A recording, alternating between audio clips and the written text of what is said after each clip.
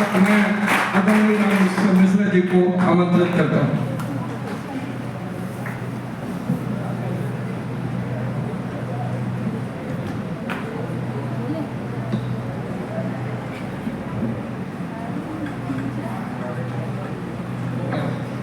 Wire की क्षमता पता है। बोलो भारत माता की, भारत माता की। मंचासीन एनसीसी के सभी एनसीसी के सभी अधिकारी और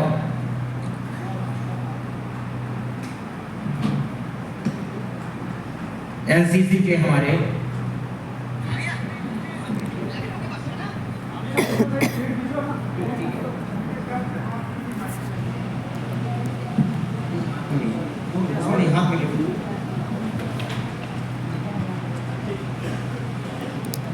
और एनसीसी के कैडेट्स,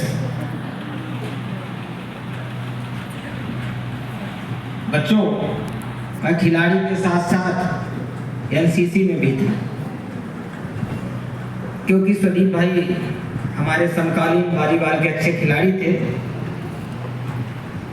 और द्विवेदी जी भी उसी समय के हैं। उस दौरान मैं एनसीसी में नहीं था। जब मैं रीवा छोड़कर उत्तर प्रदेश की सर्विस ज्वाइन किया तो 5 साल एनसीसी का मैं भी रहा। इस कारण से एनसीसी से मेरा विशेष लगाव है। 2012 से 31 दिसंबर 2017 तक, 31 दिसंबर 2017 को मैं गवर्नमेंट पीजी कॉलेज ओबरा से ट्रांसफर लेकर प्रयागराज आ गया था और एएनओ का चार्ज दूसरे को दे दिया था। इस कारण से उस दौरान 5 साल का अनुभव मुझे भी एनसीसी का रहा। इस कारण से एनसीसी से मेरा विशेष लगाव था। 15 अगस्त 1947 को हमारा देश आजाद हुआ। किन परिस्थितियों में देश आजाद हुआ? यदि आपके घर में कोई कब्जा कर ले और जिस दिन देश घर छोड़कर जाएगा तो घर किस अवस्था में आपको मिलेगा, इसकी कल्पना आप कर सकते हैं। जितना तोड़ सकते हैं, जितना फोड़ सकते हैं, जितना नुकसान पहुंचा सकते हैं, इस हालत में अपना घर मिलता है, उसी तरह हमारा देश भी हम लोगों को मिला था। और उस समय जो देश के शिक्षाविद थे, उनके पास सबसे बड़ी समस्या ये थी, उस समय अपने पास कोई ऐसे फौज भी नहीं थी कि युवाओं को सही दिशा, सही मार्ग कैसे दिखाया जाए। उसके लिए जो उस समय के तत्कालीन शिक्षा मंत्री थे, उन्होंने एनसीसी, एनएसएस और फिजिकल फिटनेस, ये 3 नाम स्टूडेंट स्कूल कॉलेज के सभी विद्यार्थियों के लिए रखे थे। एनसीसी में जो बच्चे आते हैं, उनका सपना होता है कि हम सेना में जाएं, और जो हमारे सेना के जवान जो आप लोगों के यहाँ सिखा रहे हैं, वो वर्दी उनको सबसे अच्छी लगती है। पहला सपना होता है कि नहीं कि ये वर्दी हम लोग लें, और एक सपना और होता है, बॉर्डर से या तो सही सलामत लौटे और या तो तिरंगे पर लिपट कर ही घर पे आए, बाकी वापस ना आना पड़े। पीठ दिखा के आने की इच्छा तो किसी की नहीं रहती, कि होती है? तो जब ऐसे उत्साही छात्र हों, और जब देश हमारा गुलाम था, उस समय हमारे देश के युवाओं के मन में कैसे जोश रहा होगा। चंद्रशेखर आजाद, भगत सिंह, खुदीराम बोस दोनों की उम्र में शहीद हो गए थे। उस दौरान देश में अनुशासन की भी जरूरत थी, और अनुशासन की सबसे बड़ी पाठशाला हमारी एनसीसी। अभी थोड़ी देर पहले स्वदीप जी ने कहा कि आपस में कुछ खटपट हो जाता है, जहाँ चार बर्तन रहते हैं वहाँ थोड़े आपस में टकराव तो होता रहता है, लेकिन एकता मस्त है। अगर एनसीसी के कैडेट में एकता नहीं होगी और यही का कैडेट कल देश की सेना में जाएंगे और पता चला कि आपस में ही एक दूसरे को बंदूक तान दिए, तो विदेशियों को तो एक मौका मिल जाएगा ना। इस कारण से एकता में रहो और जो छोटे हैं उनका सहयोग करो, उनको आगे बढ़ाने का प्रयास करो।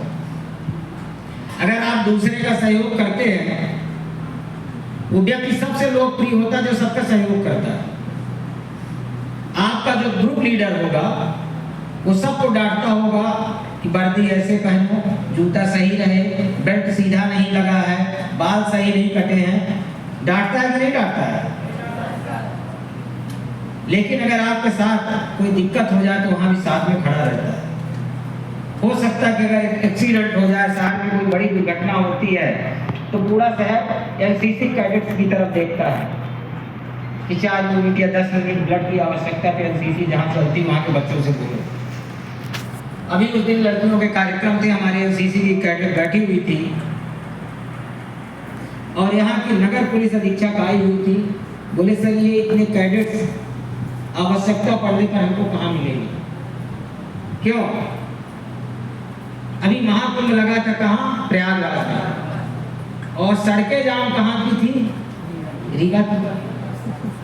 उस दौरान उनको एनसीसी कैडेट की आवश्यकता महसूस हुई और उन्होंने कुलपति जी से कहा कि सर कुछ ऐसी व्यवस्था करिए कि अगर भविष्य में फिर कभी ऐसी आवश्यकता पड़े तो एनसीसी के कैडेट उपलब्ध हो सके।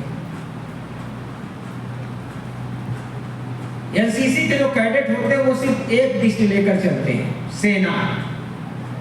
बहुत सारे फील्ड हैं, क्योंकि हम अनुशासित हैं, हम फिजिकल फिट हैं।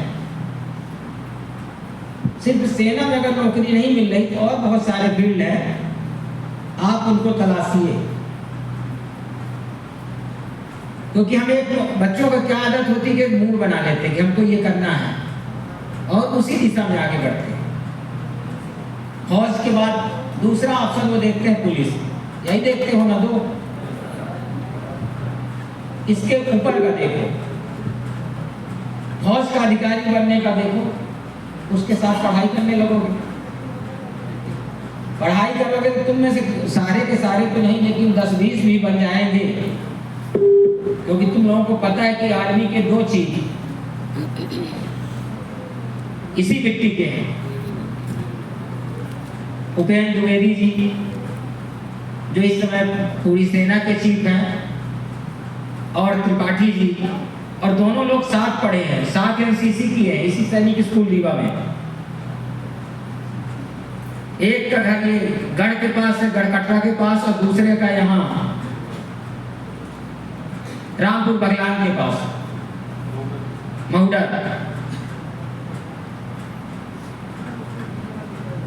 और रीवा की मिट्टी से जब दो सेना के बड़े अधिकारी, ऐसे बड़ा अधिकारी उनसे बड़ा कोई पद ही नहीं है, तो तुम लोग क्यों नहीं जा सकते? एनसीसी के साथ ही और बहुत सारे अवसर होते हैं। उसमें एक है शारीरिक शिक्षा और खेलकूद। क्योंकि आपको जब तक आपकी नौकरी नहीं लगेगी तब तक आपको फिट रहना और बार बार टेस्ट देना। अवधेश प्रताप सिंह विश्वविद्यालय में ऐसे बहुत सारे कोर्स संचालित हैं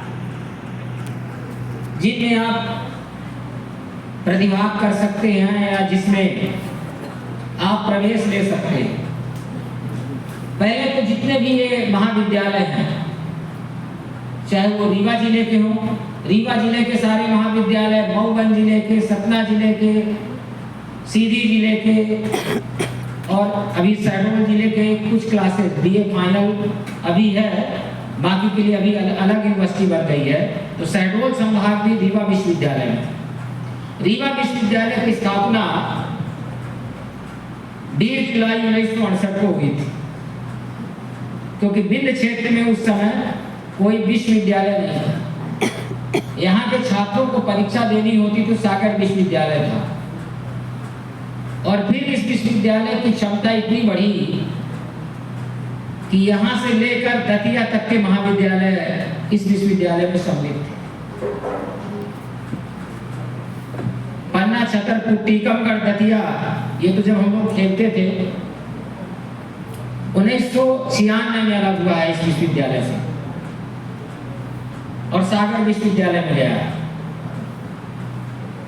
तो यहाँ कॉलेज के जितने भी कैडेट हैं, चाहे वो बॉयज हो चाहे गर्ल्स हो, वो सब अवधेश प्रताप सिंह विश्वविद्यालय से एफिलिएटेड कॉलेज से हैं।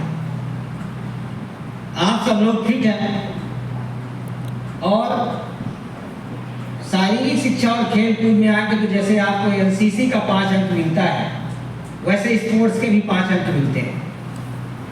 किसी भी भर्ती परीक्षाओं में जाएंगे, अगर आप राष्ट्रीय स्तर के खिलाड़ी हैं और यदि आपने उत्कृष्ट परफॉर्मेंस दिया तो डायरेक्ट भर्ती हो जाती है। चाहे वो पुलिस में करें, उत्कृष्ट खिलाड़ी हैं तो इवन यहाँ तक आप ये समझ लीजिए कि प्रदेश सरकार डायरेक्ट डीएसपी बनाती है। आप ओलंपिक में मेडल ला के लिए, जितने भी खिलाड़ी ओलंपिक में मेडल लाए हों, या रीवा जिले के जिन खिलाड़ियों को आप जानते हो, चाहे वो ईश्वर पांडे हों, जिनको नाम तुम लोगों ने क्रिकेट में सुना होगा, चाहे वो कुलदीप सेन हो, सबको सरकार ने नौकरी दी और घर दिया। और कैडेट चूंकि एक अनुशासित होते हैं और खिलाड़ी भी अनुशासित होते हैं, दोनों का एक दूसरे से बहुत गहरा संबंध होता है। वो ये जरूरी नहीं कि आप एथलीट ही बनिए, आप वॉलीबॉल खेलिए, आप खो खो खेलिए, आप कबड्डी खेलिए, जो भी आपके फिजिकल फिटनेस से जुड़ा है जितना खेल, और उसके साथ साथ एनसीसी करिए। यहाँ टीआरएस कॉलेज के कितने बच्चे बैठे हैं? हाथ नीचे कर। टीआरएस कॉलेज का जो मैदान है सामने, वो खिलाड़ियों के हिस्से में था, और जो सामने की रोड है जिसको ब्लॉक करवाया गया था, वो एनसीसी की वजह से ब्लॉक करवाया था। वो रोड एनसीसी वालों की थी, क्योंकि वो डेली उसी में परेड करते थे। ग्राउंड में परेड तो करेंगे तो धूल उड़ जाएगी, तो वो उनके हिस्से में थी। और शाम को 4 बजे के बाद उस रोड में कोई गुजरता नहीं था, सारी गाड़ियां पीछे से जाती थी। इवन यहाँ तक कि प्राचार्य की भी गाड़ी पीछे से जाती थी।